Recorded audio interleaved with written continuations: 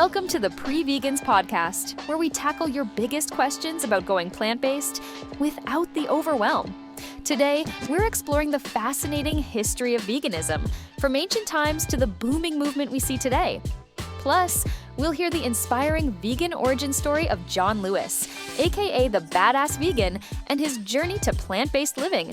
Stay tuned, you won't want to miss this. Hello, all of my beautiful pre-vegans. It's your girl V, and I've got some exciting news. Starting from this episode, I'm thrilled to introduce our new full-time host, Sean A. Russell, the founder of Vegans Explore and the Pre-Vegans podcast. Sean's got some amazing insight and stories to share, and I'll be here to support him and even step in when he's off on vacation or taking a break.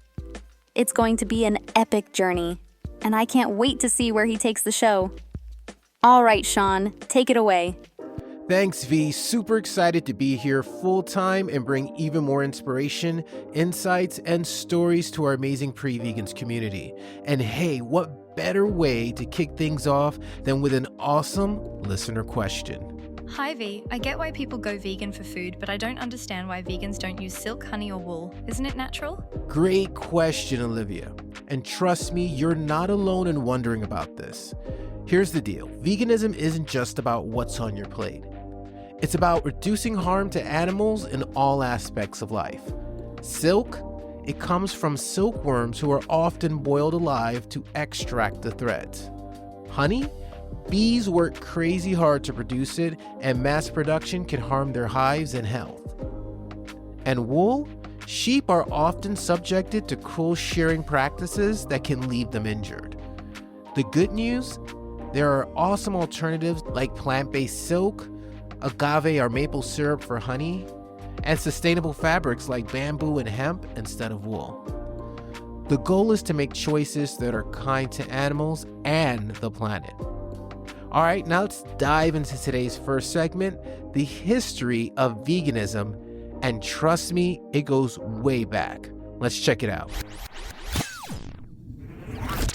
Did you know that veganism isn't just a modern trend? Its roots stretch back thousands of years, grounded in compassion and nonviolence.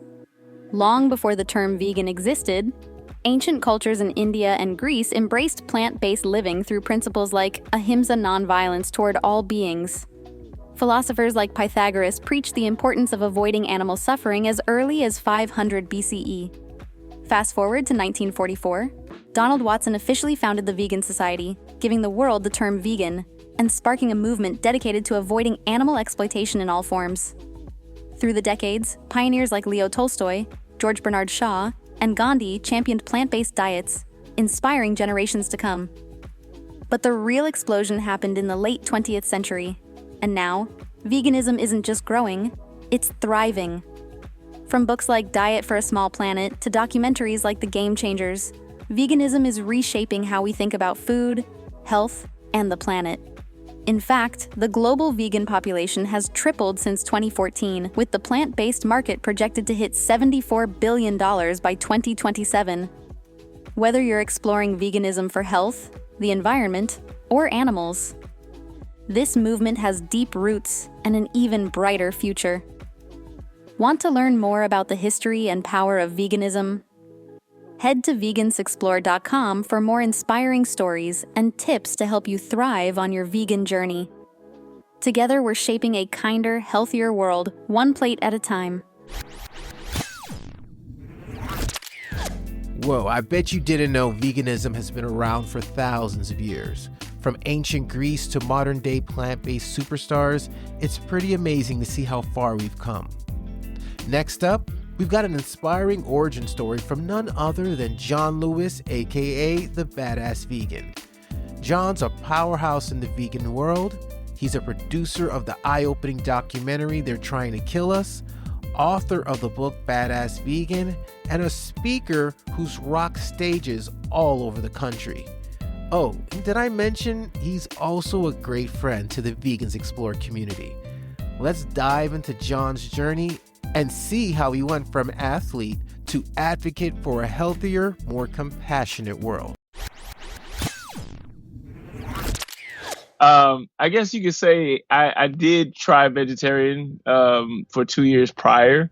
And it was when I first moved to Miami, I was going to grad school, and I always said I loved animals, and I always said, I can't do this, I can't do this anymore. And then when I finally moved away from like that impact of home, because everybody knows peer pressure can come from the family sometimes. Like you want to do something, but your family's like, you gonna go vegetarian, you gonna die. Like, you just like, so I just I fell into that trap. And so when I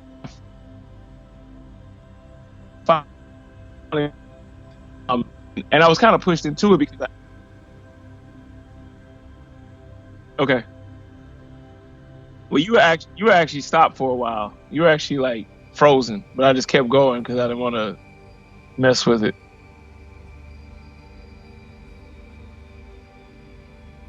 Okay.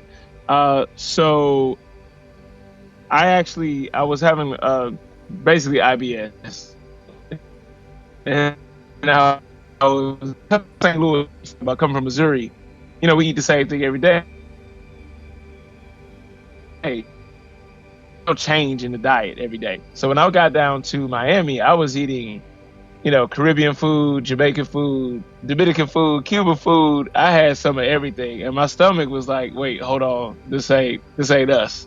And I went to the doctor at the university, and he was like, "Do you eat a lot of meat?" And of course, we lie sometimes because that's just what we used to do. And I'm like, "No, no, of course not." Now, granted, I had meat probably on everything, every meal, and if it wasn't meat, it was dairy.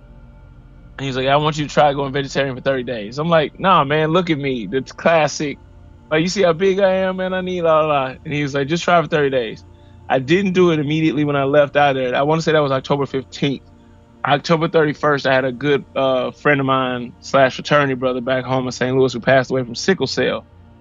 And I had already done a little bit of reading, and I was like, you know what? This is like an ode to him. I'm going to go ahead and try this for 30 days. And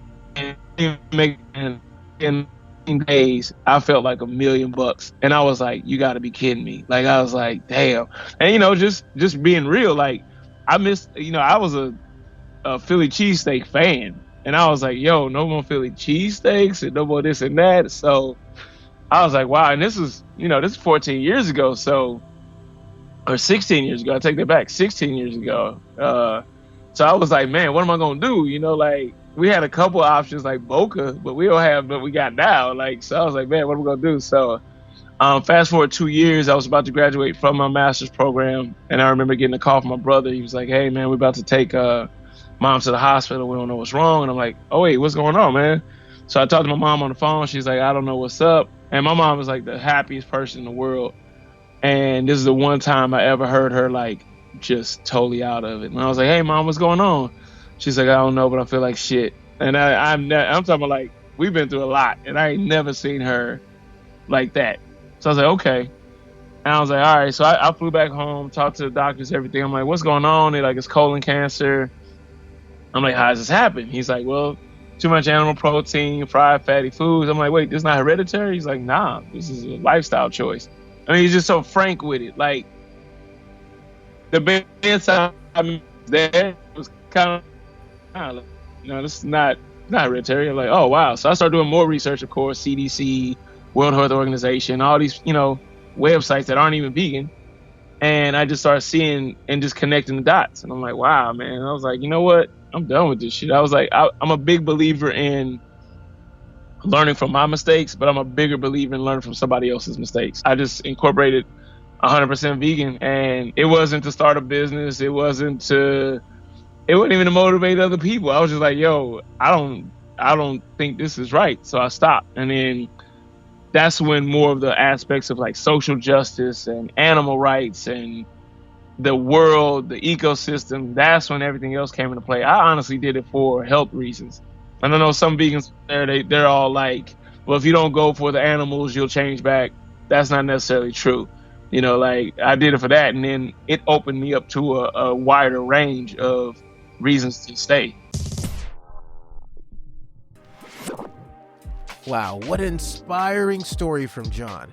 His journey just proves that anyone can make the switch and thrive on a plant-based diet. All right, good people, thanks for tuning in to today's episode. Don't forget, we drop new episodes every Monday, Wednesday, and Friday. So hit that subscribe button and leave us a review. Your support helps spread the word and helps more people get the encouragement they need on their vegan journey. Until next time, stay curious, stay kind, and I'll catch you in the next episode. You're listening to the Pre-Vegans podcast, part of the Vegans Explore Network. For more info on the Pre-Vegans program, upcoming challenges, and how to get involved, head over to prevegans.com. Today's episode was edited and produced by Vegans Explore founder Shawnee Russell.